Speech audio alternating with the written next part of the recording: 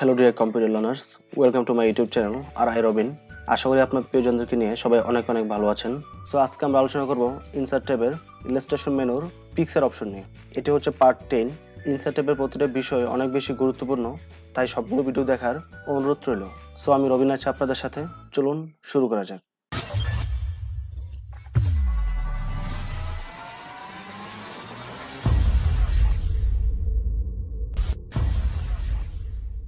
So ভিডিওটি শুরু করার আগে আপনি যদি আমার চ্যানেলে নতুন হয়ে থাকেন তাহলে লাল বাটনটিতে ক্লিক করে সাবস্ক্রাইব করে নিন এবং বেল বাটনে ক্লিক করে অলে ক্লিক করে দিন। এতটুকু করার জন্য আপনাকে অসংখ্য ধন্যবাদ। আজকে আমরা আলোচনা করব ইনসার্ট ট্যাবের পিকচার্স নিয়ে। সো আপনি যদি আমার পূর্বের ভিডিওগুলো না দেখে থাকেন তাহলে অবশ্যই দেখে নেবেন। আমি প্রত্যেকটা বিষয় নিয়ে বিস্তারিত আলোচনা করি যেন আপনারা এমএস ওয়ার্ডের মাস্টার হতে পারেন। সো কাজ করার পূর্বেই কিছু টেক্সট নিয়ে নিচ্ছি। So as you can see, এখানে কিছু র্যান্ডম টেক্সট নিলাম। আমরা একটা পিকচার নিয়ে আসি। আমি একটা পিকচার আনার সাথে সাথে নতুন একটা ট্যাব এখানে চলে আসছে, পিকচার ফরম্যাট। আর পিকচারটা এখানে জাস্ট আসলো, বাট আমি মুভ করতে পারছি না। নর্মালি টপ রাইট কর্নারে দেখেন একটা লেআউট অপশন চলে আসলো। এটিতে ক্লিক করার পর এখানে কিছু অপশন দেওয়া আছে। প্রথমটা হচ্ছে স্কোয়ার ক্লিক করলে এই পিকচারের চারপাশে, পিকচার যেখানে মুভ করবেন এটার আশপাশে যে লেখাগুলো আছে ওই অনুযায়ী এটা বসবে। সো আপনি ইচ্ছা মতো মুভ করতে পারবেন পিকচারটাকে। দেন হচ্ছে টাইট। আমি পিকচারটা একটু বড় করে নিলাম। সো এখানে দেখেন আমার এরিয়া হচ্ছে এইটা থেকে এটা হচ্ছে আমার টোটাল এরিয়া। সো এরিয়ার ভিতরে কিন্তু আমার টেক্সটগুলো চলে আসছে, বিকজ এই পিকচারে কোনো ব্যাকগ্রাউন্ড নেই। এটা হচ্ছে পিএনজি ফাইল। যদি জেপিজি থাকতো তাহলে কিন্তু আমার এই এরিয়ার ভিতরে কোনো টেক্সট আসতে পারতো না। ওকে, দেন হচ্ছে থ্রো। টাইট অ্যান্ড থ্রো দুটা রিয়েলি সেম, এখানে তেমন কোনো ডিফারেন্স পাবেন না। আপনি যদি খুব ভালো করে লক্ষ্য করেন, দেখেন টাইটের মধ্যে যে পিকচার এরিয়াটা আছে এটার ভিতরে কিন্তু কোনো টেক্সট ঢুকতে পারে নাই, বাট আশপাশের টেক্সট কিন্তু ঠিকই ঢুকতে পারছে। আর থ্রো যেটা হচ্ছে যখন একটা পিক্সেল নিয়ে মধ্যে কোনো ফাঁকা জায়গা থাকলে তো ওই ফাঁকার মতো টেক্সট ঢুকে যাবে। এই দুটোর পার্থক্য হচ্ছে এটাই। তা আমারটার মধ্যে কোনো গ্যাপ নেই, যার জন্য কোনো টেক্সট ঢুকতে পারতেছে না এখানে। দেন হচ্ছে টপ অ্যান্ড বটম। এটা হচ্ছে আপনার হয় উপরে থাকবে নয় নিচে থাকবে, দুই পাশে কোনো প্রকার টেক্সট আসতে পারবে না। তারপরটা হচ্ছে বিহাইন্ড দ্য টেক্সট। সো বিহাইন্ডে ক্লিক করার পর বাহাইন্ড একটা হচ্ছে আমেরিকান, একটা British pronunciation. So behind the text দেওয়ার পর পিকচারটা টেক্সটের নিচে চলে যাবে। দেন হচ্ছে ইন ফ্রন্ট অফ টেক্সট। এটা যখন সিলেক্ট করবেন তখন আপনার টেক্সটের উপরে এটা চলে আসবে। আপনি চাইলে যে কোনো জায়গায় মুভ করতে পারবেন, বাট এটা অলওয়েজ টেক্সটের উপরে থাকবে। এই হলো আমাদের 6টা লেআউটের কাজ। ওকে, কেটে দিচ্ছি। এখন আমরা পিকচার ফরম্যাটের বাকি কাজগুলো দেখব। কারেকশনস। আপনার পিকচারে কিছু কারেকশন করতে পারেন, চাইলে ব্রাইটনেস কতটা হবে সেই অনুযায়ী আপনি চাইলে এটা চেঞ্জ করতে পারেন। I hope you can see. So এখান থেকে যেটা প্রয়োজন ওই অনুযায়ী আপনি এটা চেঞ্জ করে নেবেন। সো আমি দিচ্ছি এটা। দেন হচ্ছে কালার। কিছু কালার চেঞ্জের অপশন দেওয়া আছে, চাইলে এখান থেকে নানান কালার আপনার ট্রাই করতে পারেন। আর এখান থেকে আপনি চাইলে পার্সোনালি কাস্টমার করে নিতে পারেন। সো এখানে যে অপশনগুলো দেওয়া আছে এগুলো আপনি ট্রাই করে দেখে নেবেন কোনটা দিলে কি হয়, এই অনুযায়ী আপনি পিকচারগুলো ডিজাইন করতে পারবেন। দেন হচ্ছে আর্টিস্ট ইফেক্ট। সো এখানে অনেকগুলো ইফেক্ট দেওয়া আছে, আপনার চাইলে যে কোনো ইফেক্ট ইউজ করতে পারেন। লাইন ড্রয়িং, ব্লার, তারপর হচ্ছে গ্লাসি। সো এখানে অনেকগুলো অপশন দেওয়া আছে, যেটা আপনার প্রয়োজন সেটা করতে পারেন, অথবা এখান থেকে কাস্টমার করতে পারেন চাইলে। এখানে শ্যাডো, গ্লো, ট্রান্সপারেন্সি, সাইজ কোনটা কি হবে এগুলো চেঞ্জ করে আপনি চাইলে পিকচার ডিজাইন করতে পারেন আরও। বাট নর্মালি আপনি এখান থেকে যে ডিজাইনগুলো দেওয়া আছে এগুলো ইউজ করলেই এনাফ। এখন যথেষ্ট পরিমাণ ইফেক্ট দেওয়া আছে, আপনি ট্রাই করে দেখবেন। দেন হচ্ছে ট্রান্সপারেন্সি।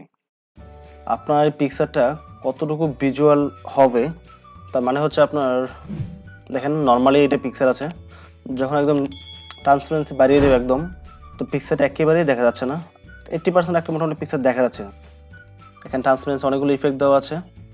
সো যেটা আপনার প্রয়োজন সেই অনুযায়ী আপনি ট্রাই করে দেখে নেবেন। সো আমি প্রথমটা রাখছি। দেন হচ্ছে কম্প্রেস পিকচার্স।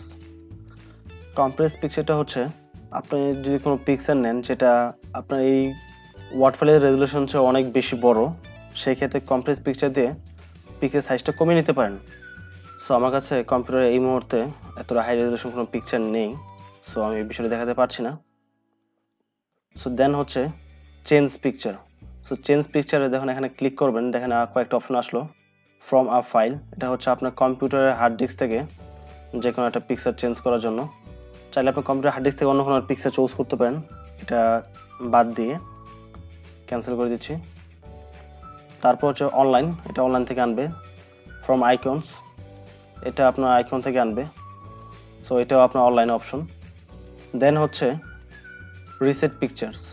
আপনি এই পর্যন্ত পিক্সেলে যেই কয়টা ডিজাইন করেছেন এই কয়েকটা অপশন ইউজ করে, অ্যাডজাস্ট ইউজ করে আপনি যে কটা যা চেঞ্জ করেছেন সব কিছু যদি বাদ দিতে চান তাহলে জাস্ট রিসেট পিকচার্স দিলেই আপনার ডিজাইনটা চলে যাবে। আর নিচে দেওয়া হচ্ছে রিসেট পিকচার সাইজ। আপনার নর্মালি যে পিকচারটা ছিল যে সাইজের ওই সাইজে চলে আসবে। সি, আমি যখন প্রথম নিয়ে আসি পিকচারটা তখন ঠিক এরকম ছিল।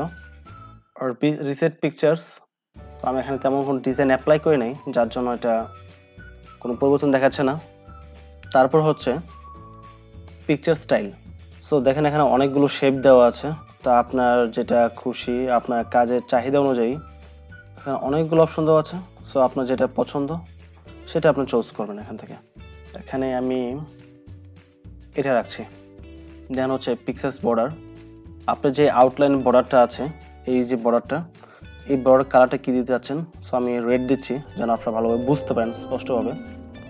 ওকে, পিকচার বর্ডার সেটা আপনার প্রয়োজন পড়লে দিবেন। দেন হচ্ছে পিকচার ইফেক্টস। সো এখানে অনেকগুলো ইফেক্ট দেওয়া আছে, see how they are changing, glow, then হচ্ছে 3 ডাইমেনশনাল ইফেক্ট। এগুলো আপনার বাসায় প্র্যাকটিস করে দেখবেন কোনটার কি কাজ। ওকে, সো আমি এখান থেকে দিচ্ছি না, নর্মালি রাখছি আমি। পিকচার্স লেআউট, এটা আমরা এখন দেখবো না, কারণ হচ্ছে এটার কাজ আমাদের পরে আসবে। যখন আমরা স্মার্ট আর্টটা করব তখন এটা আমাদের সামনে চলে আসবে আবার, দেন আমি পরে দেখিয়ে দেবো আপনাদেরকে। তো বর্ডারটা আমি তুলে দিচ্ছি, নো আউটলাইন। ওকে, অ্যালার্ট টেক্সট। অ্যালার্ট টেক্সটটা হচ্ছে যেন পিকচারে ক্লিক করার সাথে সাথে এই পিকচারের সম্পর্কে কিছু একটা আইডিয়া পায়, এটা পিকচার কিসের পিকচার বা কার পিকচার, ওই সকল বিষয় জানার জন্য এখানে একটা থেকে দুইটা সেন্টেন্স আপনি চাইলে লিখতে পারেন। তো আমি এটাই লিখলাম, আর I Robin YouTube channel logo, so কেটে দিচ্ছি। দেন হচ্ছে পজিশন। নর্মালি যখন আপনি পিকচারগুলো মুভ করবেন এভাবে, এটা কিন্তু রাইট পজিশন নাও থাকতে পারে। আপনি মিডলে রাখছেন, হয়তো দেখা যাচ্ছে ডান পাশে একটু জায়গা বেশি বা বাম পাশে জায়গা বেশি, প্রপারলি আপনি মিডলে নাও বসাতে পারেন। তার জন্য আপনার পিকচার পজিশন থেকে যে কোনো একটা নির্দিষ্ট পজিশনও চাইলে রাখতে পারেন। সি, নিচে চলে গেছে, বামে ডানে। যখন আপনার পিকচার কোনো পজিশন সেট করবেন এখান থেকে, তখন কিন্তু আপনার কোনো টেক্সট ভিতরে আর ঢুকতে পারবে না। ওকে, মেটে দিলাম। দেওয়ার পরে লেআউট থেকে আবার টাইট অথবা থ্রো সিলেক্ট করে দেবেন, তাহলে টেক্সটগুলোর ভিতরে প্রপারলি আসতে পারবে। দেন হচ্ছে র্যাপ টেক্সট। র্যাপ টেক্সটে আমরা প্রথম যেগুলো আছে এটা সবগুলো আমরা দেখেছি অলরেডি। র্যাপ টেক্সটের এডিট প্রেপ পয়েন্ট, এই বিষয়ে আমরা পরে আলোচনা করব, বিকজ এই সেম বিষয়ের উপর আমাদের একটা টপিক আসবে সামনে, সো তখন এটাকে বিস্তারিত এক্সপ্লেন করে দেব। ওকে, অ্যান্ড এই অপশনগুলো আমাদের নেক্সটে আসবে, সেগুলো এগুলো দেখাচ্ছি না। গ্রুপ, আপনার যে পিকচারটা আছে চাইলে আপনি এটা গ্রুপ করে ছোটো করে নিতে পারেন। পিকচার ডিলিট করে দিলাম। পিকচার ডিলিট করে আমি অন্যটা পিকচার নিয়ে আসতেছি। সাপোজ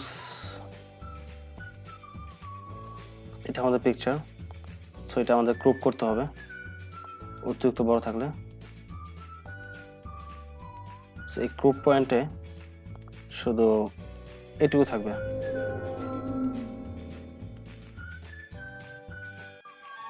সি, সো এইভাবে আপনি চাইলে গ্রুপ করতে পারেন। এটা তো আপনার সাইজ বড় ছোট হচ্ছে, বাট গ্রুপ হবে না এভাবে। সো গ্রুপ করার জন্য এই অপশনটা সেট করতে পারেন আপনি। অথবা যদি কোনো নির্দিষ্ট শেপে আপনি ক্রপ করতে চান, যেমন হচ্ছে আপনার পিকচারটা এই শেপে ক্রপ হবে। সি, এখন যদি আমি ডাবল ক্লিক করি বাইরে, তাহলে কিন্তু এটা ক্রপ হয়ে যাবে এখানে। চাইলে যে কোনো শেপের মধ্যেও আপনি এটা ক্রপ করতে পারেন। সো বিষয়গুলো আপনি অবশ্যই দেখে নেবেন নিজে। এগুলো নিজে প্র্যাকটিস না করলে সবগুলো বিষয় ভালোভাবে বুঝতে পারবেন না। অবশ্যই আপনাকে অনেক অনেক বেশি প্র্যাকটিস করতে হবে। নেক্সট ভিডিওতে আমরা শেপস নিয়ে আলোচনা করব। সো শেপসের ভিডিওটি দেখার জন্য আমন্ত্রণ জানিয়ে আজকের জন্য আমরা এখানে শেষ করছি। সো এতক্ষণ সাথে থেকে সম্পূর্ণ ভিডিওটি দেখার জন্য আপনাকে অসংখ্য ধন্যবাদ। আর যদি ভিডিওটি ভালো লাগে তাহলে চ্যানেলটি সাবস্ক্রাইব করে পাশে থাকবেন, এবং আপনার যদি কোনো কিছু বুঝতে সমস্যা হয় তাহলে অবশ্যই কমেন্ট করে জানাবেন। আপনাদের এক একটা কমেন্ট ও লাইক আমাকে আরো ভালো কাজ করতে উৎসাহিত করবে। সো অনেক ভালো থাকবেন। পরবর্তী অন্য একটি ভিডিওতে আবারও কথা হবে। আসসালামু আলাইকুম।